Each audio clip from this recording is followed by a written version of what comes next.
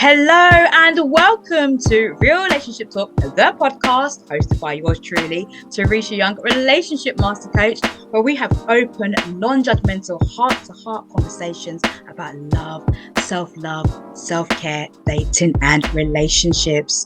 And for this week's show, I am being joined by the amazing Shauna Hibbitts. Welcome. Hola. Hola, hola, hola. Thank you. Thank you, Teresha. I'm so happy to be here. Oh, I am so happy to have you on the show. Oh my gosh, we've got so much to talk about. We have so much to share. So, for everybody who doesn't know who Shauna is, let me tell you a bit about her. So, Shauna is an author, transformational coach, motivational speaker, podcast host, facilitator, and early childhood specialist with over 30 years experience that engages her audience in both English and Spanish. While she loves to travel and has called many places home, Shauna is a proud Cleveland, Ohio native and remains appreciative of her days growing up in a sports town near the Lake Erie area. She is a proud board member for Frontline Services and a Toastmaster member of Cleveland. She's also the author of the children's book, My Mismatched Socks. Now, My Mismatched Socks is an encouraging story that encourages true accounts of Shauna and her sister's upbringing in hopes of empowering children to embrace their unique selves. Magical. A proud moment indeed, since Shauna promised her sister, Sabrina, that she would write a children's book one day about their lives. The next book in her children's book series, Rice and Beans Meet Collard Greens, I love that title, will come out in the fall of 2023. Shauna's most recent and first chapter book is catching the attention of many readers from all walks of life. Now, The Power of Love Energy is a true story about her soulmate love with her late husband who passed unexpectedly.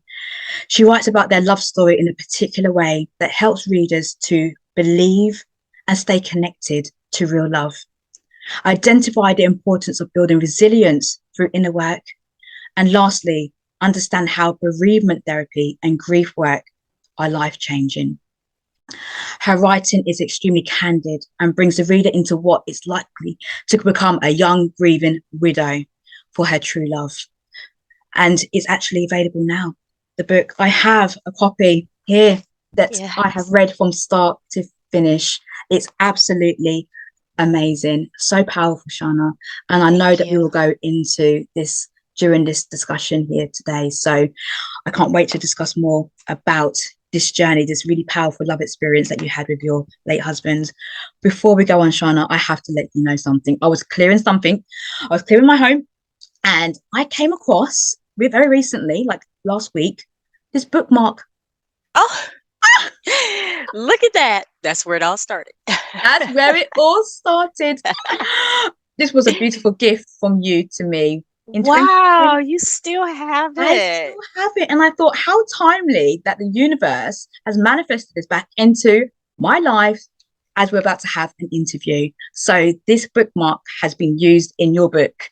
So what a timely find. So it's beautiful. For those who can't see it, it says Story Time with Miss Shauna YT, and it's Shauna there having a little sip there on some juice. A sip of milk. It's milk and cookies. That book was, you know this book. I know you know this book because I know your daughter knows this book. If You Give a Mouse a Cookie. Yeah. And that story, well, that author actually, she spinned it off. She's on her like 5th or 6th story.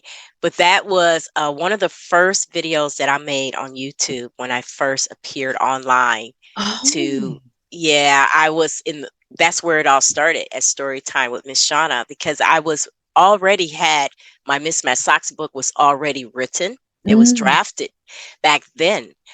The process and the time that it took for it to get published was because I decided that I wanted to be a self-published author. And I didn't want to go traditional publishing.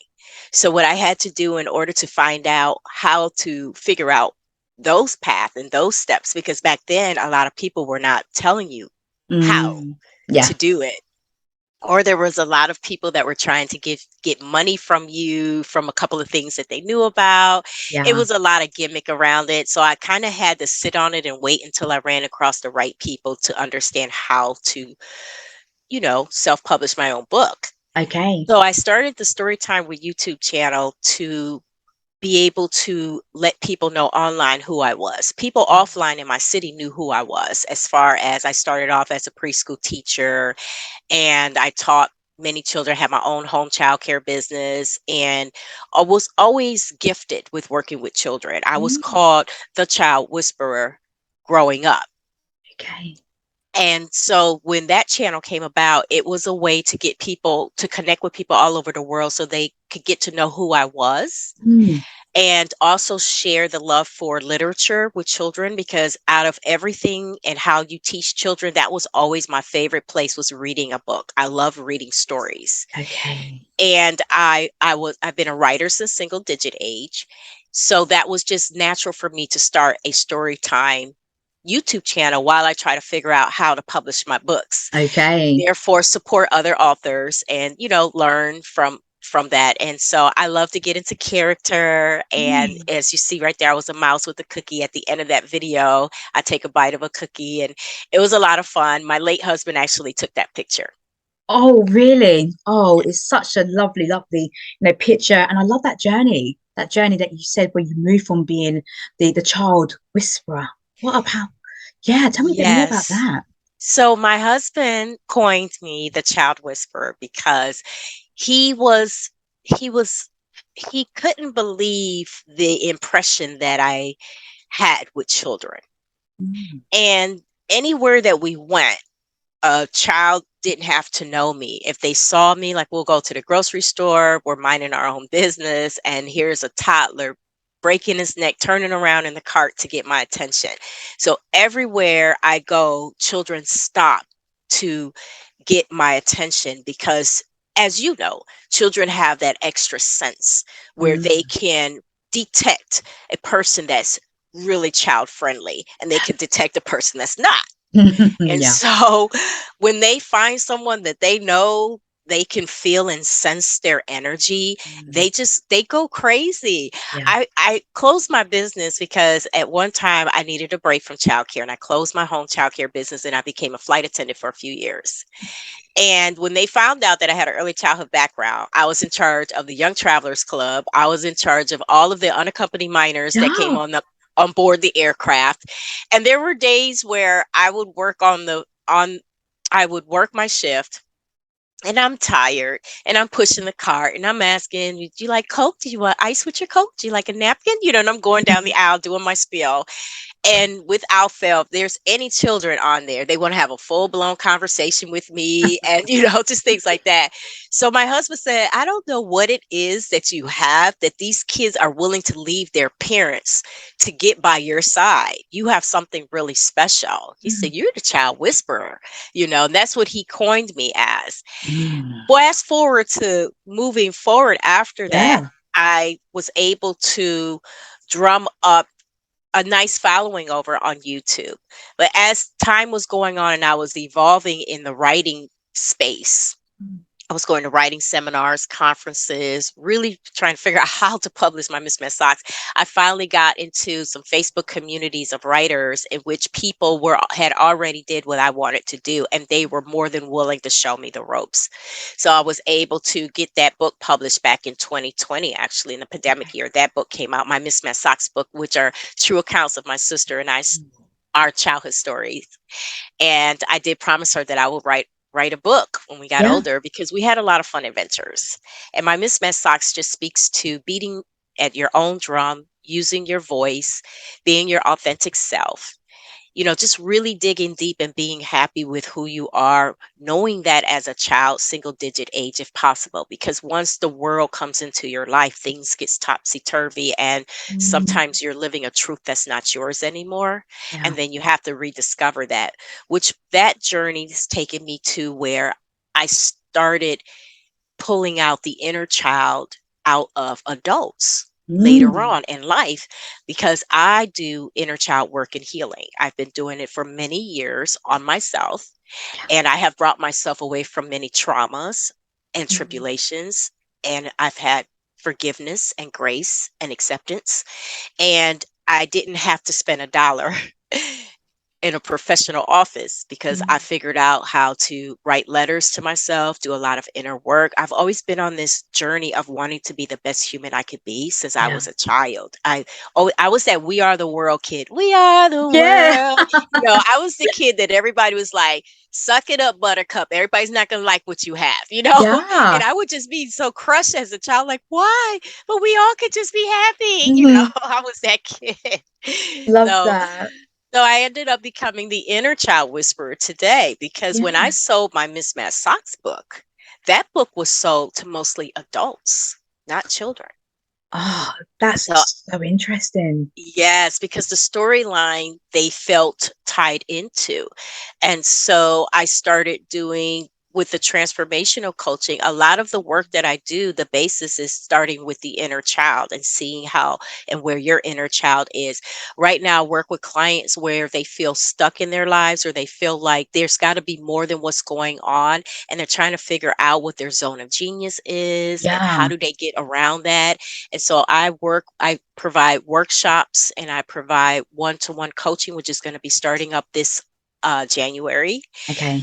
on helping clients to find that space, that itch to get them to that illuminated path. And in Yeah. turn, to unpack some of those things, to find their Mhm. truth, and then Yeah. to end up empowering and giving it back by building a legacy that we can hand down to the generations behind us. So that's where I am today with my Yeah. work.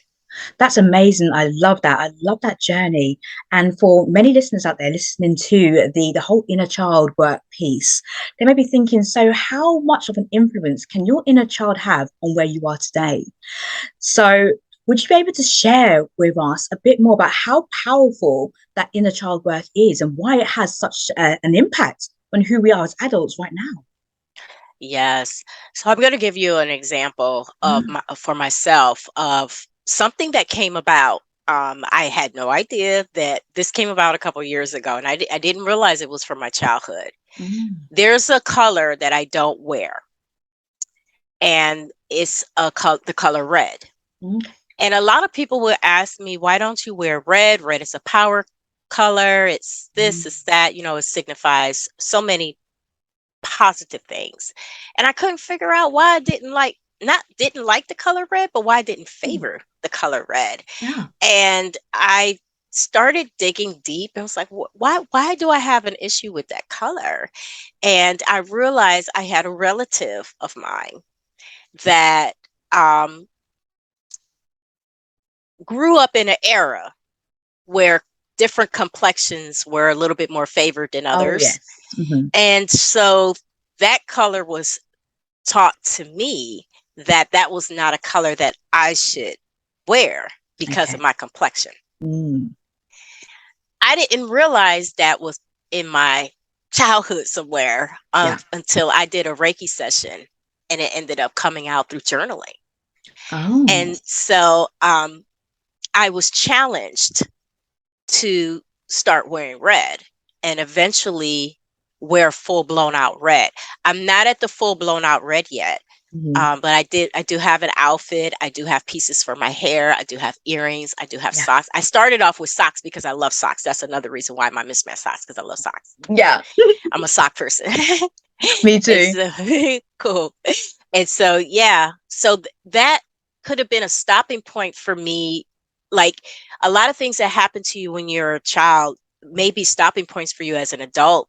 And sometimes you don't understand why you think the way you do or why you make certain decisions. Like maybe, and I know a few people like this that have challenges in their relationships Yeah. with whomever they're trying to have a relationship with. They have challenges and stopping points because they observe something as a child with their parents Yeah. that may not have been as favorable, and it was embedded in them somewhere. They didn't realize it, and it's causing them to have a judgment or be Mm. judgmental towards another person based on a situation that happened 20 years ago that they Yeah. don't even realize that they picked up. So it's like picking up other people's truths, you Mm. know and our parents do the best that they can, our families, they do the best that they can, but they only can do what they can do, what was given to them.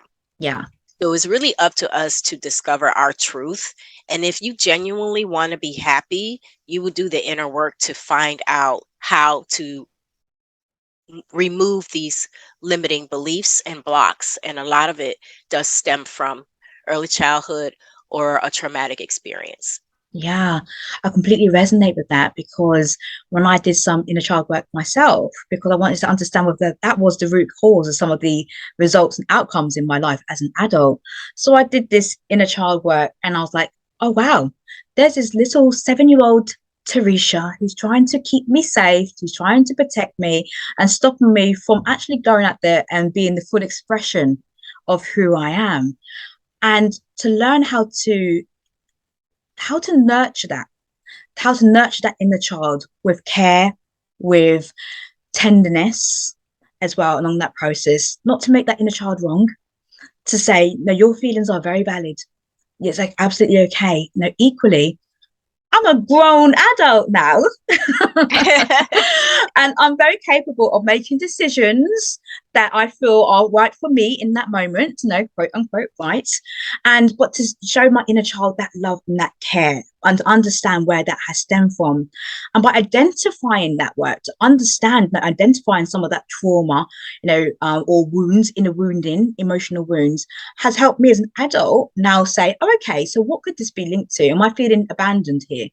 You know, Exactly. or am I feeling rejected here? And what might have caused that? Oh, yeah, I remember that time at school when I was humiliated. Is it humiliation? Oh, yes, that teacher humiliated me. Okay, so it's often said, actually, what we are upset about now isn't truly what we are upset about. It's something from the past that has Yes. upset us. And it's that inner wounding that is coming up and making us upset Yes. about something right now. And it's not actually something right now at No. all. No. So when you start to identify some of the inner child work that is done, especially with your clients as well, what kind of journey do you take them on to move them to a place where they can maybe dismantle some of those limiting beliefs that they have? So I have a couple of poems that I have written. I don't have them memorized, so I won't be able to say Mm, them here. But I have a couple of poems that I have written. I do a visualization poem and I take them back to their childhood, take okay. them back to their peaceful self. They choose what age they want to take Okay. themselves back to. Mm-hmm. And they close their eyes and I take them on the journey. And afterwards, most people are compelled to share where they were and what happened. So for myself, my happy place, or I can go as far back as age 2 and 3 years old. I have very strong memories, early childhood memories. And I hear that that's not like a very common thing. Mm. But for some reason, I do. I have very strong memories all the way down to the age of 2. And I can remember laying on my back in my backyard, and I was the kid that ate mushrooms out of the ground and would be eating mushrooms. Oh gosh, you don't want to eat any mushrooms here in the UK from the ground. Right. We have poisonous You we have do some have that are one. poisonous here in the US as well. But back then it was just very free. I was born in 1969. It was very free, Okay. You lived off the land kind of thing. And I had a cherry tree and a pear tree. And to give you an example of like it could be something like a disappointment. So we were Mm. promised, my sister and I were always promised a swing set in a tree house, Okay. and we never got it. Oh. And every time we questioned, it was always an excuse. And it hurt us for a long time. We were hurt for a long time. So I decided to help heal that wound. Mm. In my Mismatched Socks book, and Rice and Beans Meets Collard Greens has a tree house in it. My Mismatched Socks book displays a swing set, and just something that we could tie ourselves to, like, oh, we got it. Okay, we got it in the book. It's in the Yeah. book. And I remember when my sister first read the book, she was like, you put a swing set in there. She was all excited. And so the next story, Rice and Beans Meets Collard Green, has the actual tree house of Mm. what I felt like our tree house would look like and what kind of games we would have in there and things of that nature. But I also want to express, Teresha, that doing inner child work does not always mean it's negative. Yeah. The positive spin to it, because there are many people that don't have trauma, many people that Mm. have not experienced anything of that. They had a beautiful childhood. Yeah. The whole thing in the nutshell is just having a strong connection with your inner child so that you can Mm, keep that fun and love in your heart. And it helps you to be able to figure out truly what your zone of genius is and what your purpose is. We mm, knew more of what our purpose was when we were kids than yeah. we do when we're adults because we've been living Hmm. and again adopting other people's truths, Yeah. and getting stuck into maybe a 9 to 5 world, Yeah. so you forget about all that fun stuff you used to paint. You used to Mm, do all those, different things that used to bring you joy. yeah. When you were a kid, someone said, "What do you want to be when you grow up?" You named like 10, 15 things. You're an adult, Yeah. you still don't know what you want. It's Yeah. like, well, how come I knew back then? Because you were free thinking. And Mm, so having that connection with the inner child, for example, I have a coloring book next to my bed. Whenever I feel like I need to de-stress or unwind, little Shauna and I pull out the crayons and start coloring. I love to work with Play-Doh still to this day. mm, I know how to make Play-Doh. You can make Play-Doh. yeah. And just different activities that will help you to be thinking a little bit more freer could help you rediscover or get on track on the purpose, the reason why you're here, if that's the work that you are looking into getting into. Because Yeah. I mean, I don't understand why there would be any other reason but to discover what we are here for. Yeah, exactly. I mean, we are, and I truly believe that we are here to live a life of purpose on purpose. That's right. And sometimes, people are like, well, no, what is my purpose? And this is when I say, okay, tell me a bit more about what you're passionate about. And then there's the argument, well, I don't really have a passion. I'm thinking, if you go deep down, like let's do a deep dive, there will be something that you are extremely passionate about. Maybe not even extremely, but you have a passion for. So let's go back to when you were younger. Describe to me one of the happiest times of your life when you were a kid. What were you doing? How did it feel? And usually it's, oh yeah, I was doing this. So how can you replicate that as an adult? So I remember when I was on your reflection series recently, and I spoke about an example of somebody who was saying, I would really love to go on a bouncy castle when I was a kid. And Yes. I said, oh, although you don't call it a castle in We call it a bounce house. a bounce house, a bounce house. We call it the castle here, the bouncy castle. So I said, okay, maybe as an adult, you can explore going on an adult trampoline, going to a place where you can do that kind of activity, something that is very similar, or, hula hooping, whatever it is. It's just, it doesn't even have to be linked to what your profession is. You may find that your purpose and your passion is completely separate to your career. And it might even run alongside it, but at least there's a sense of purpose, something that you can wake up in the morning and say, I might have this 9 to 5. It might be a little dry. It might be a little dull right now, not overly inspiring, but I also have this. Exactly. So when you work with your clients, then do you ever find some of the challenges from them or the misconceptions when they're trying to find their gifts or their purpose, that there's not enough time to do that alongside the functionalities of life? Yes, that's always a big thing. I don't have time. Mm.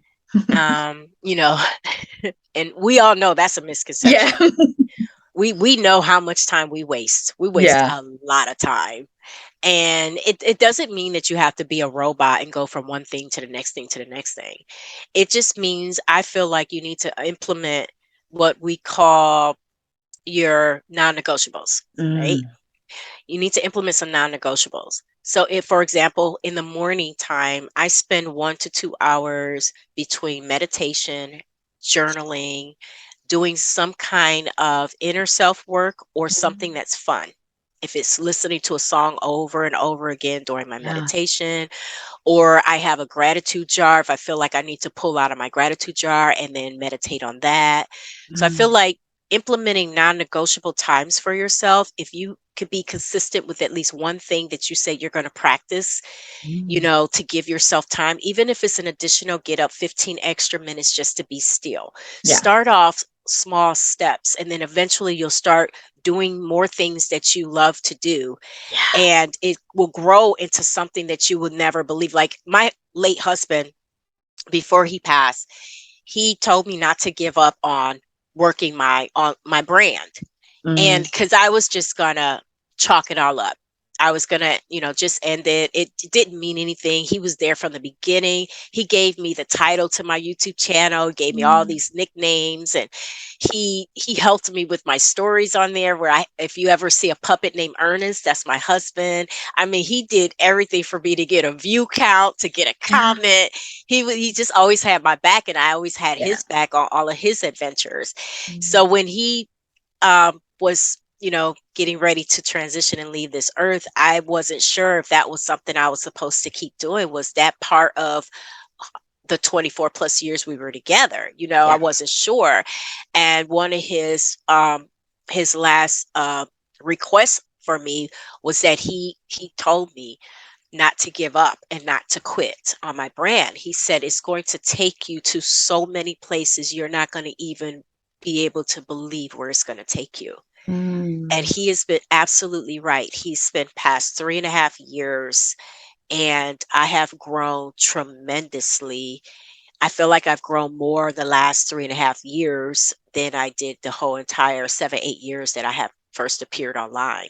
Yeah, an amazing growth. And that's such a beautiful message for people to take away. It's about having those non-negotiables and also the patience and the resilience to keep pushing. If you have that passion, you have that goal, and you have that vision, I think that's probably what's quite key, is to hold on to the vision and to have trust and faith in that you can achieve it. And something that you're speaking about there with the non-negotiables, which I think is quite linked, is like the boundaries and barriers that sometimes we can have in our life and in our relationships in particular. So what kind of boundaries or barriers have you encountered when it comes to maybe your life or your relationship that you had? Yes. So yeah, we kind of touched on this a little We bit on the did. Reflection Series show. Boundaries. That's a Boundaries. huge deal. What I've discovered about boundaries is that no one else is going to respect them or put them in place for you like you will. So you have to be the one to set that. You need to set your own parameters. You need to set, if you plan on going to yoga once a week, nothing should come in the way of that. You communicate that with everybody that's involved. You'd everybody know this one day out the week, Wednesday, is my day for 2 hours. This is what I'm doing. This is what you all will be doing. Everybody will be fine until I get back. They will, and you have to stick to that. If for some reason, let's say that yoga class was canceled. Okay, you can be honest with anyone that's missing you for those 2 hours, but you should still take those 2 hours for yourself.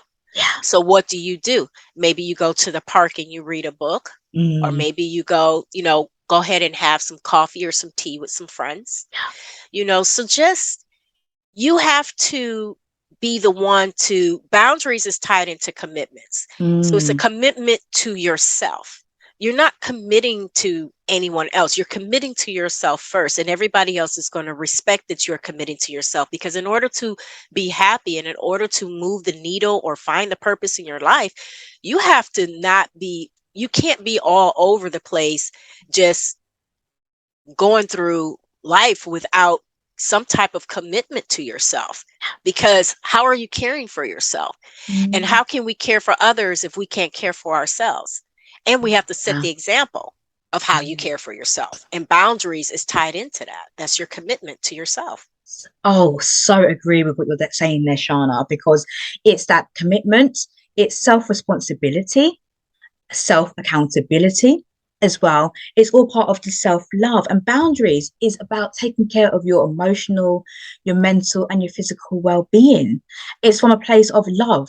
That's having that, and for people to have that understanding, because we can only be as good as we can be for somebody else if we're being as good as we can be for ourselves. It all starts with us. It's that oxygen mask analogy, that you put your oxygen mask on first and then you can save other people, isn't it? That's right. And then there's barriers, and the barriers for me is more about it's a fear-based. Barriers, I think, come from a place of fear, insecurities, any sort of internal past wounds, where you put up a blockage, basically. And there's less flexibility in a barrier because barriers are quite solid. At least with boundaries, there's that flexibility in terms of that movement because life happens and we grow, but barriers tend to be where it's, I'm not moving on that, absolutely, because there's a fear behind it. And that's Yes. where it's important to tackle that or to understand You a bit more must. about why that is a barrier rather than a boundary and to shift that.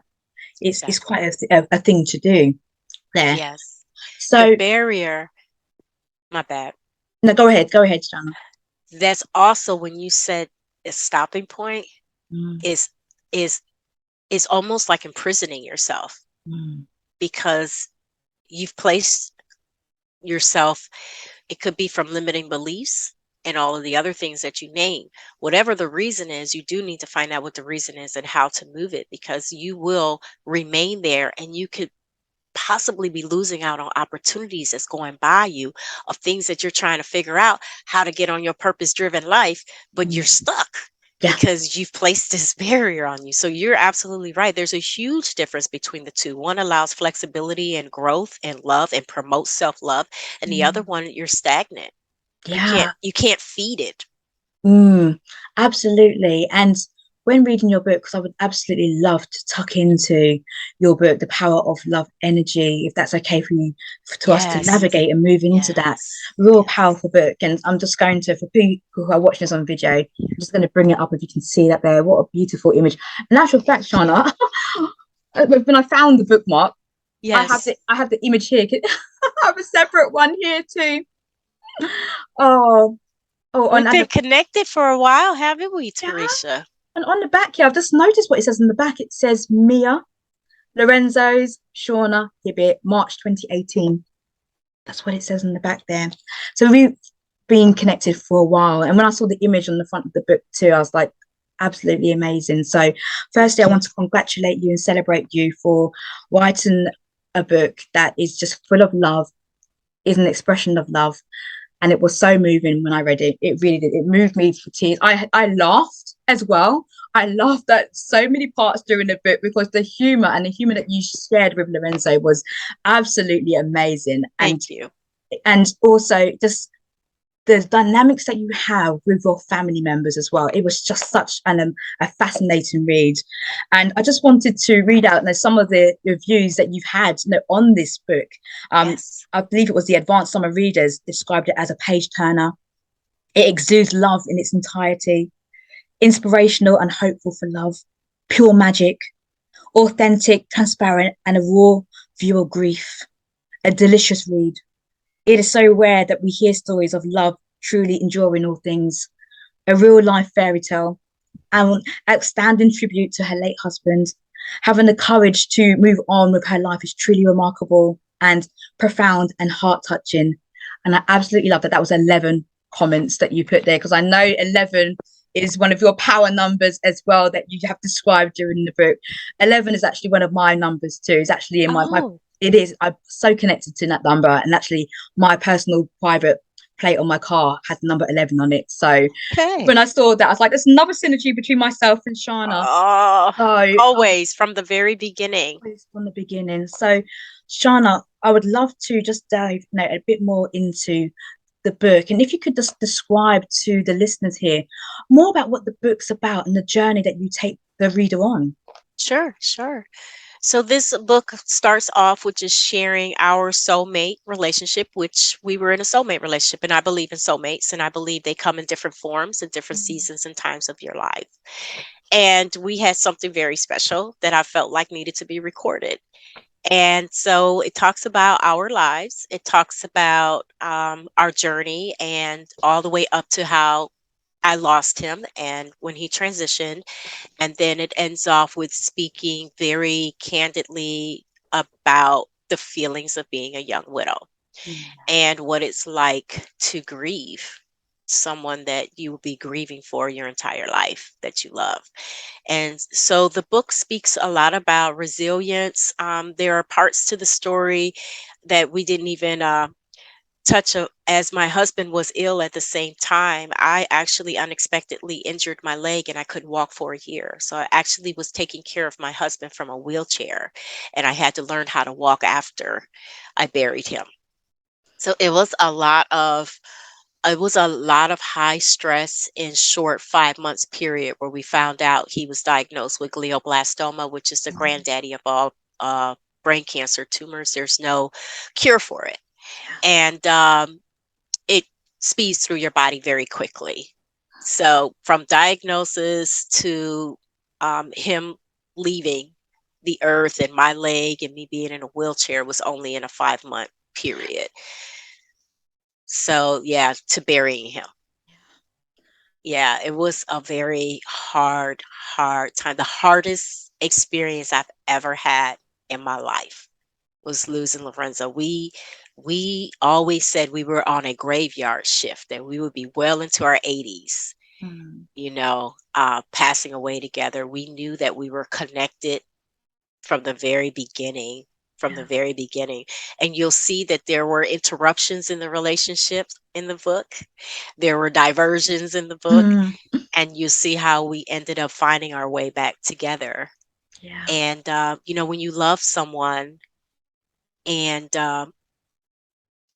you realize it, because sometimes you may have to step back, because maybe sometimes you don't know, you don't see it clearly, and nothing can get in the way of that. Nothing Mm. can get in the way of that. Once two people recognize it and they understand what it is that they have, you will never let anything get in the way of it. Yeah. And I hear everything that you're saying there. When I was reading this book, I thought, wow, if this could be like a textbook guide to having the most beautiful, healthiest love, I think that this would be absolutely amazing. And for those listening, and for those, yeah, watching this episode, I would strongly invite you to purchase a copy of this book, which is available on Amazon, I believe, because it's the journey between Shauna and Lorenzo, and it is so incredibly moving when I read it. And what I found really, what got me as well, was the rapidness of how quickly things went almost downhill, if it's fair for me to say that. From Yes. it just was, everything just seemed to be like in the sunshine, the stars, and then suddenly there was your illness, there was Lorenzo's illness, and then the rapidness of that to the transition. Like you said, 5 months from everything that you were sharing with that. Yes. And also that he was living with, as you call it, this granddaddy of cancer without even acknowledging it, or not even knowing that it Yeah. was there. And that's the thing about these like hidden illnesses that we don't know. And if there was like a really big takeaway that I got away from your book, Shauna, was to live life, to absolutely live in the moment and be present, Yes. be present. And that's what I felt in that. Also, one of the takeaways, I took so many away. If you can see, look, I've got like little I post-it see notes the and everything, post-its. yeah, at Yes. the side of it, where I was just like Beautiful. documenting key things. And you know having bound, you kept your relationship relatively private as well. Yes. And I Yes. actually thought that was very powerful, because in the world where we're very now used to being on social media, sharing our world with the world, Yes. and then also with families, you were very intentional about keeping your relationship private where it needed to be. Yes. um so tell me a bit more about that privacy. Why did you make that decision to keep it private? I know we were so young um, to think this way, because when we met, we were 23, 24 years old. Mm. It was you we already knew that what we had was unique, and we knew that people wouldn't believe it. There's a lot of people that don't believe in soulmates, or believe that you can actually be in love with someone and actually be kind to each other and have fun. Yeah.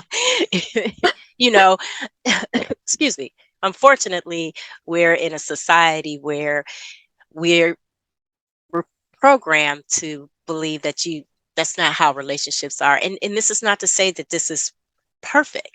Your Mm. relationship is what you create with your partner is perfect for you. Yeah. And for us, we wanted peace, love, and harmony. Mm. And we didn't care if we didn't agree on the same thing, or he liked something and I didn't like it. We respected each other's differences all the time. It was Yeah. the manner of how we did it. Mm. There was no need to have a shouting match. There was no need to go through. We just didn't want that. We've Mm. seen enough of that. And it was like, let's do something different. Yeah. How about this is our place of peace, our place of solace? The world is already against us. Yeah. Why would we be against each other? It's supposed to be us against the world.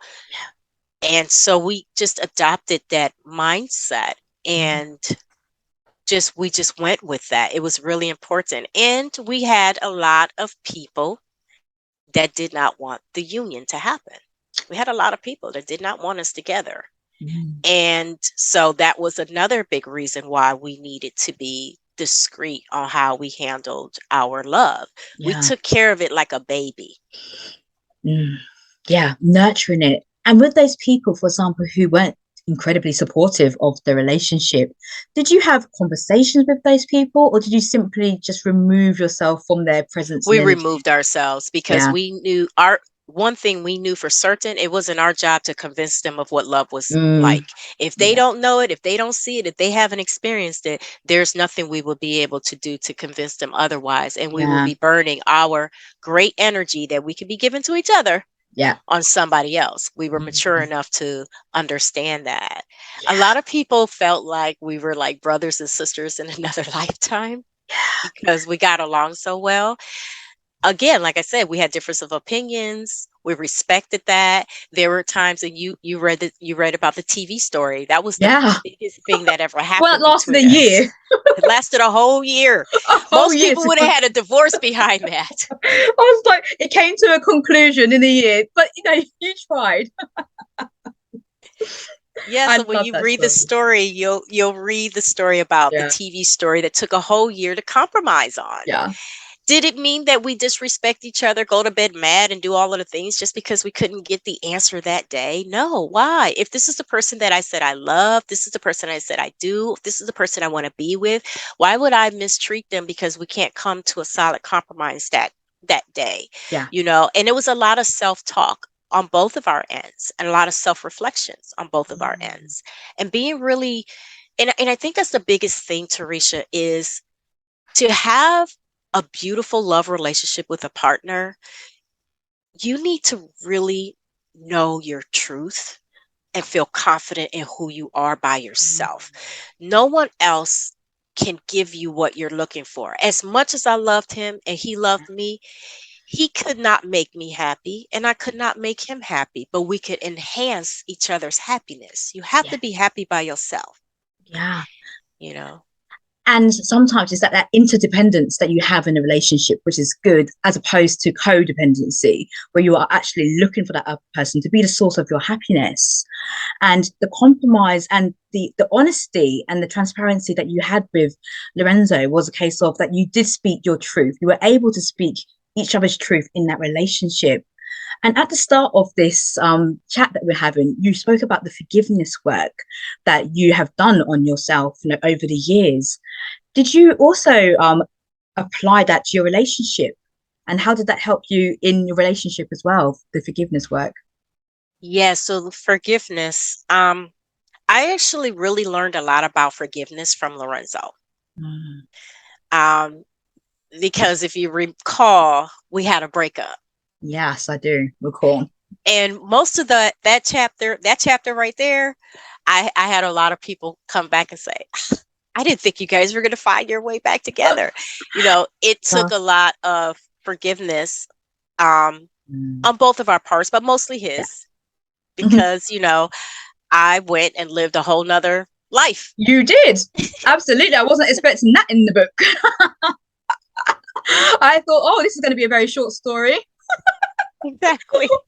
And I think that's only like chapter 3 or 4. Yeah. And so I learned a lot about forgiveness from him and giving grace. And especially when again, it goes back to love. Mm. When you love someone, and that person is doing the necessary steps or changes to be the best person that they can be. Now we're talking about healthy boundaries. We're talking about healthy love. We're talking about self-love. We're talking about two people that are pouring into themselves, Yeah. because that's how this works. That's how this blows up to be as beautiful as the love story that my husband and I had, because we both were inner work people. Yes. We both worked out we both ate healthy. We both did things because we wanted to do it for ourselves first, not for each other. Yeah. Yeah. And because of that, that became more attractive. Yeah. It's an attractive trait when you take care of yourself and you love yourself and you Mm. have your boundaries, and Oh, then you yeah. come together, and then you can do your things together, and then you can share what you discovered about yourself. And then Mm. it's very attractive. It was like a power couple. That's what I saw there. It's just like Thank this. you. It definitely was like the two of you together in combination. You're powerful in isolation, but together as well was just even more powerful. And I just love the way how you encourage each other from the start, from the get-go. And that's something that I really took from this. And I absolutely love that you also give the ingredients for having a great marriage and a fulfilling relationship. And I was looking through these ingredients and components, and I just thought, yeah, things like listening to one another. I mean, how often do we sit down and truly listening? I mean, there's one thing to sit down and say, oh yeah, I'm listening, but to actually deeply hear what that person is saying and reflect upon it. And this is when I love when you're describing a certain place where you can say, oh yeah, I hear your point of view, might not necessarily agree with it at this time, but thank you. Bring it, but you still listened. Yes, he used to. Oh my goodness. So I was the type of person that, I mean, I doted after Riz. Riz was a highly intelligent man, and he never coached you or told you anything that he didn't do himself. Yeah. So he was a credible source. And so whenever I would agree, yes, yes, oh yes, that's wonderful, yes. And then once every blue moon he'll say so, I say, huh? I'm like, Yeah. no, I'm not, no, I don't, no. Yeah. And he's like, what, Shauna? Come on, Shauna, because he's so used to me always like, yeah, yeah, yeah. I'm Yeah. like, no, I don't agree with that. It would just, and it's just the way you say things. And, I'm like, you know what? You're really cute and handsome, and I like you and everything. But you know what? That right there, I'm not going for. Yeah. And you felt comfortable, having that honesty and transparency with no judgment. It's yeah, Yeah. this is just my point of No view. And judgment, no hurting each other's no, feelings. no, I could be myself. oh, absolutely. And that's what you've spoken about, is the authenticity of being able to be yourself in life and also in the relationship.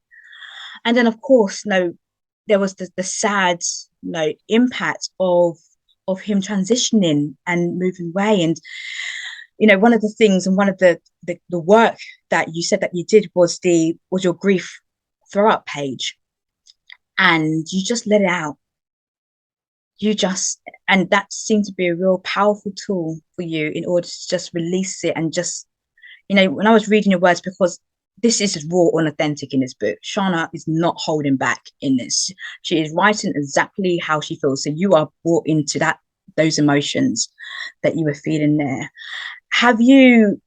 Do you look back on that grief throw up page now, or have you just put that to one side? I don't have to look at it because it's imprinted inside of me. Um, every day when I wake up, Teresha, I'm still in our California king size bed, and I'm always looking across, and it's always a reminder like, he's not here. He's still not here, because for a long time in my grief, I just was pretending that he was on a business trip or gone for a little bit and he'll be back, or this can't be happening. This is not real. One of the emotions on there that I don't know why, but it just sticks in my head is my eyelashes Yeah. were hurting, and every single strand felt pain. I didn't even know your eyelashes can feel pain. Like, that's deep to me. Like, Yes. and I remember when I was writing, my best friend, she's my sister, my best friend's sister. I reached out. She said, "How's the writing going?" And I'm like, I don't, I think I think I need to like, I think this is too real. You know, I said, this is just too, I think people are going to think I'm crazy. That's what I was thinking. They're going to think I'm crazy. I mean, my eyelashes hurt, like, Yeah. you know, but she said, you write the way you feel. It's Yeah. the only way you can do it, Shauna. Yeah. I was like, okay. And so that sticks out to me because I never thought I could feel anything like that. And when I say, I mean, every single strand was screaming, Yeah. stop the pain, Mm. the agony. Yeah. I'll be honest with you, I'm 3.5 years in on this, Mm. and I'm going to rock my purpose because he rocked his. And we were both born and destined to do what we were supposed to do. We have a job to do. Yeah. At the same time, I will grieve for him for the rest of my life. And I know that when I transition, that I will join him. And that's what I told him Yeah. when he took his last breath. I just, it just feels like we're in two different spheres right now. Mm. And I'll, catch up with him when I'm done with my work here. Mm. Um, but it's mental anguish. And it sometimes I feel like I'm in prison. Yeah. I feel like I have a life sentence because he's not here physically. Yeah. But I hear his voice, and I still know what he would tell me when I'm at crossroads. Mm. The love that he gave me will take me out the rest of my life.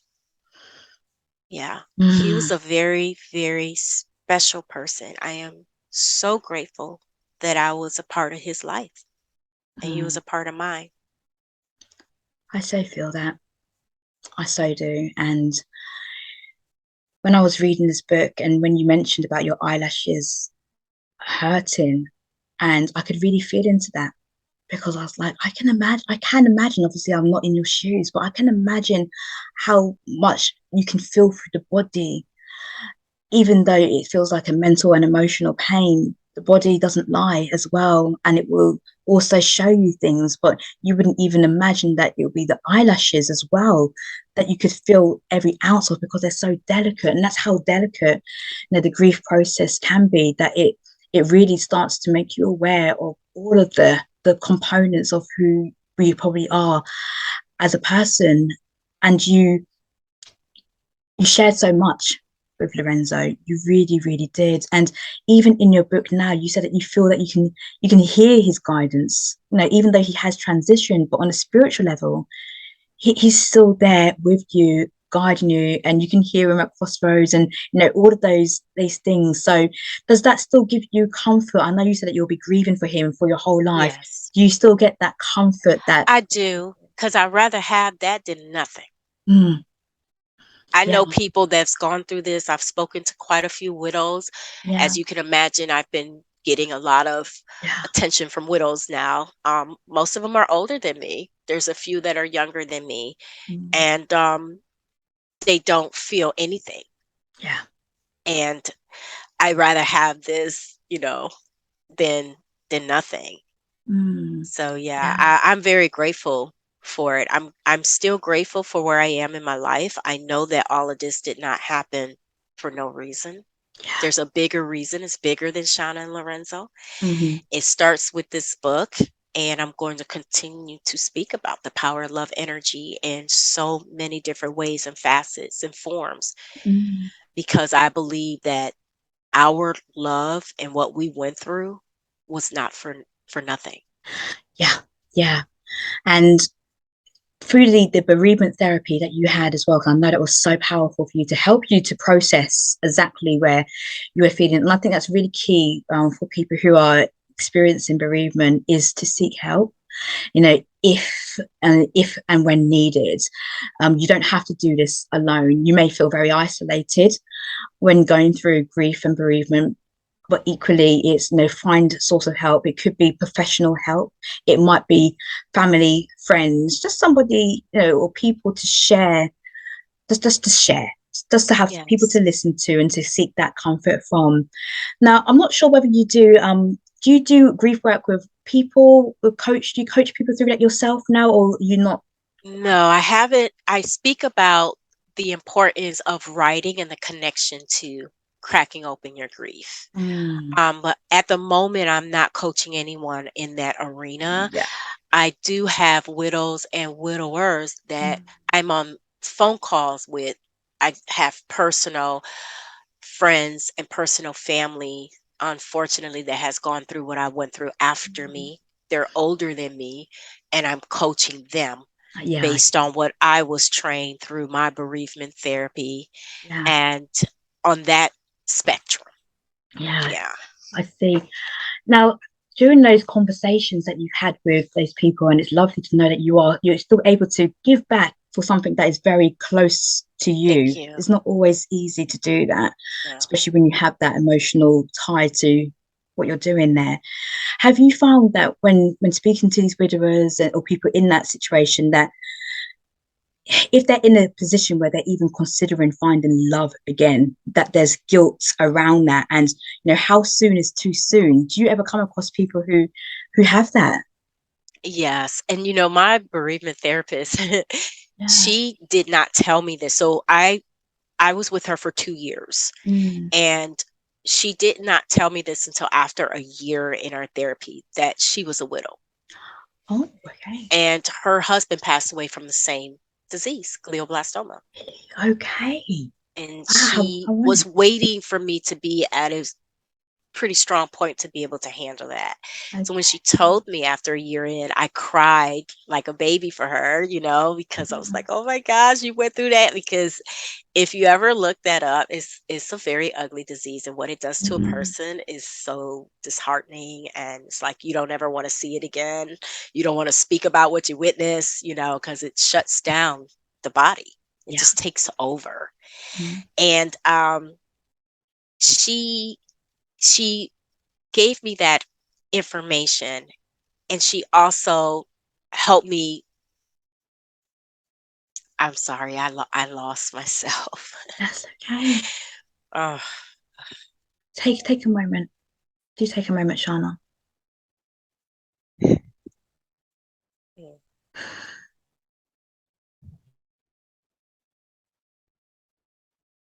yes. I will say this, and this is going to sound crazy. Watching my husband transition and being granted the gift of witnessing his last breath was an amazing experience, and it was beautiful, and it was peaceful. Mm. I had to make the decision to give him morphine at a time where Mm. the body needed it, because I wanted to make sure that he was never in pain. That was my number one thing working with hospice, is he cannot be in pain. I Yeah. don't care what we got to do. Pain is not going to be something we're going to be doing.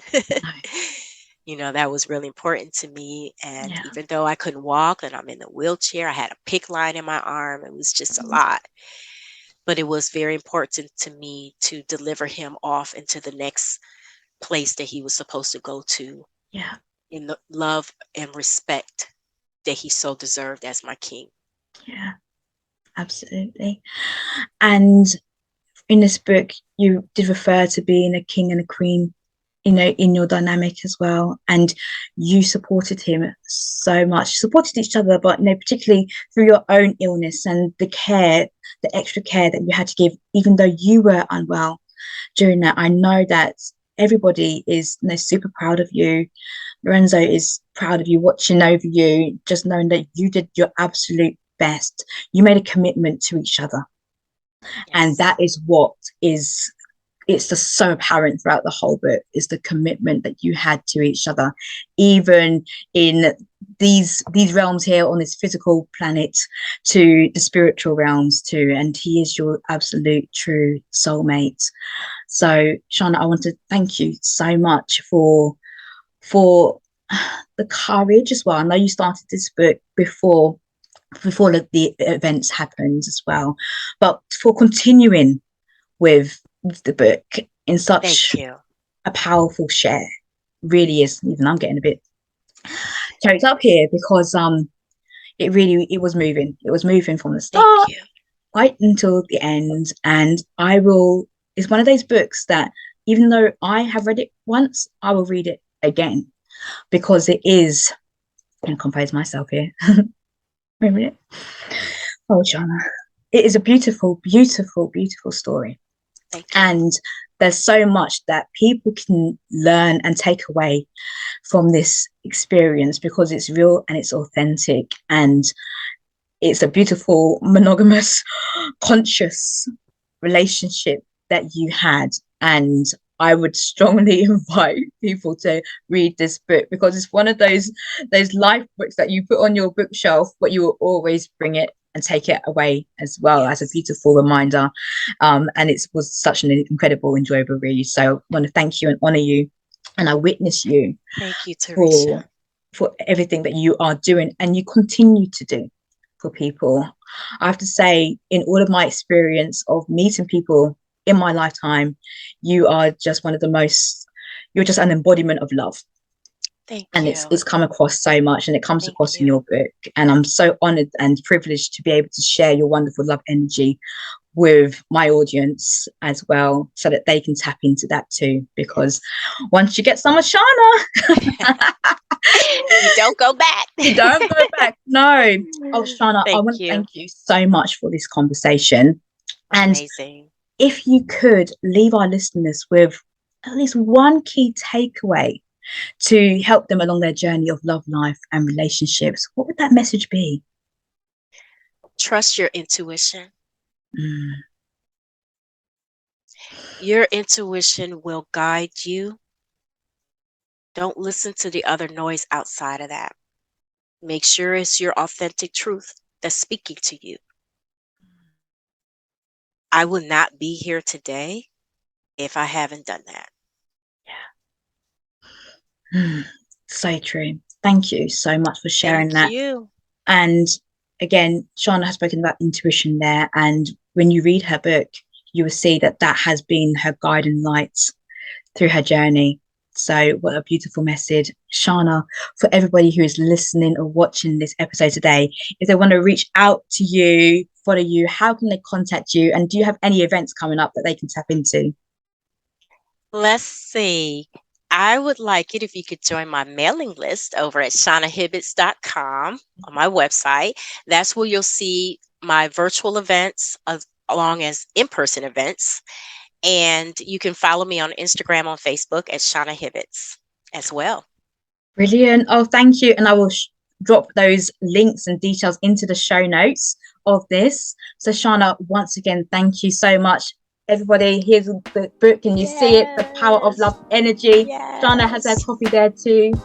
Purchase it for yourself, for your loved ones, for your family and friends. Loads of people can benefit from reading this book.